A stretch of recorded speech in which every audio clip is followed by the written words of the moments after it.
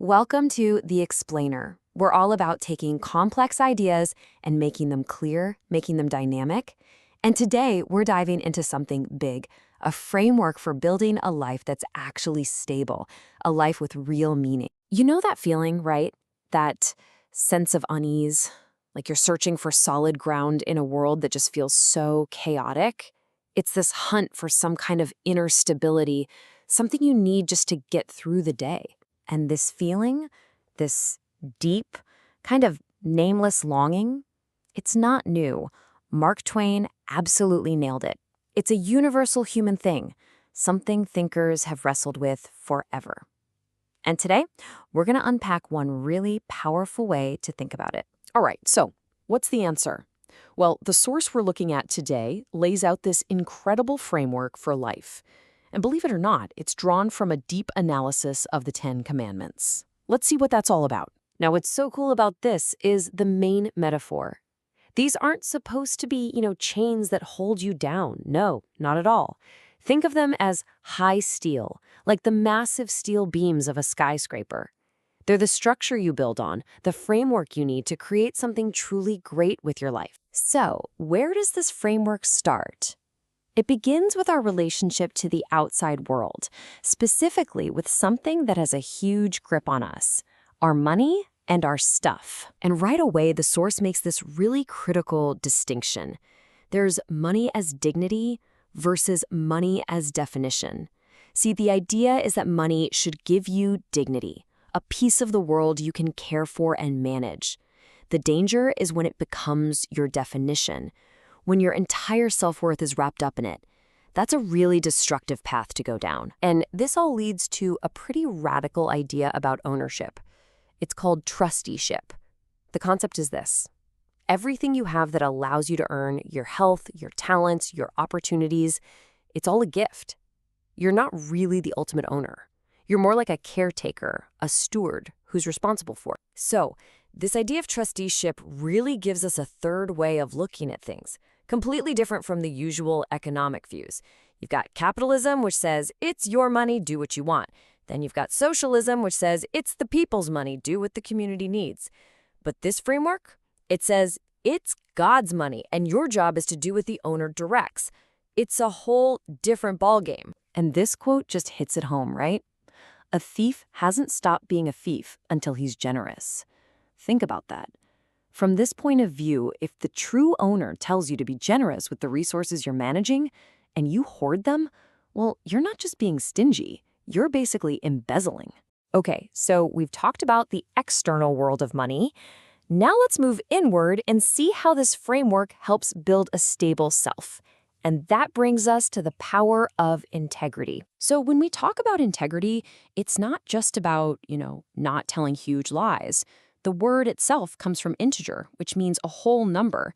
It's about being a whole person, not a fraction of a person. It means you're the same you in public as you are in private. You're the same person with this group of friends as you are with that group. But that really makes you think, doesn't it?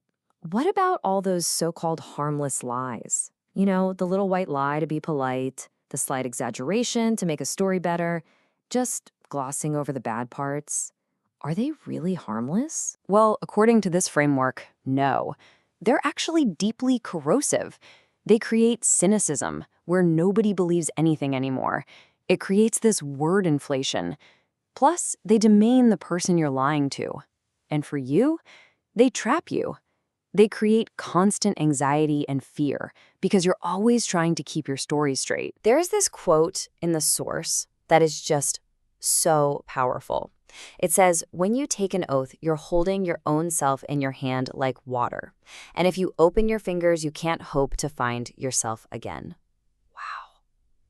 Keeping your word, even when it costs you, is literally how you hold yourself together. And here's the payoff. A person of integrity, someone who is truly whole, will never be shaken. That's the promise. This kind of integrity, that's the foundation for an inner life that is absolutely rock solid. Which brings us to the absolute core of this whole framework. It's the thing that underpins both generosity and integrity. We're talking about the secret of contentment. At the very heart of all our restlessness is that feeling we started with, that ache. The Germans have this amazing word for it, Sehnsucht.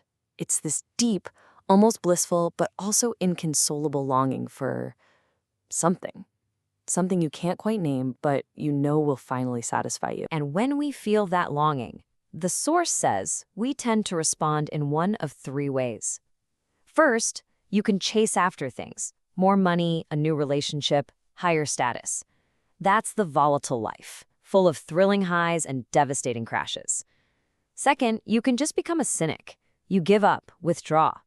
That's the flatline life of disillusionment.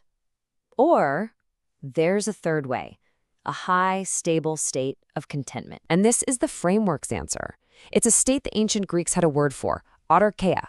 It's this incredible sense of inner satiation, a kind of self-sufficiency that's not dependent on your circumstances at all. You could have plenty or you could have nothing, but inside, you're steady. So how do you get there? The path is pretty radical. Step 1, you have to recognize you can't do it on your own. You're just not capable of contentment by yourself. Step 2, stop building your life on things that can't actually support the weight of your soul. Things like your career, your reputation, even relationships. They'll crack. And finally, step 3, you have to anchor your life in something that is completely 100% unshakable. And this is the secret right here. Contentment isn't about getting what you want. It's about changing what you want.